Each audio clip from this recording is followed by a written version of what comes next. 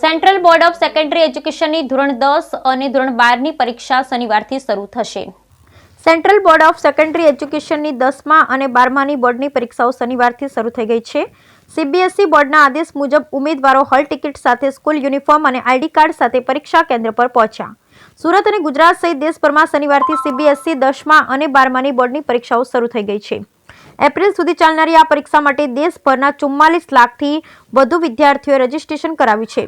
ગુજરાતભરમાંથી 86,000થી વધુ અને દક્ષિણ ગુજરાતમાંથી 36,000થી વધુ વિદ્યાર્થીઓ બોર્ડની પરીક્ષા આપવાના છે. સુરતની 76 શાળામાંથી ધોરણ 10 અને 12 સહિત 15,562 વિદ્યાર્થીઓ પરીક્ષા માટે નોંધણી કરાવી છે.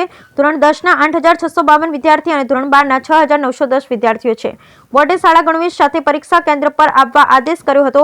સુરતમાં પરીક્ષા કેન્દ્ર પર ઉમેદવારો યુનિફોર્મમાં જોવા મળ્યા હતા. આ વખતે સીસી કેમેરા દ્વારા ઉમેદવારો પર નજર રાખવામાં આવી રહી છે. ધોરણ 10 અને 12ના બંને વર્ગના વિદ્યાર્થીઓએ જણાવ્યું હતું કે પ્રથમ પેપર સરળ હતું. પરીક્ષા કેન્દ્રની બહાર પ્રથમ પેપર સરળ હોવાથી વિદ્યાર્થીઓની ચહેરા પર ખુશી સ્પષ્ટ જોવા મળી. Bureau report Sunil Ganjewala, Surat.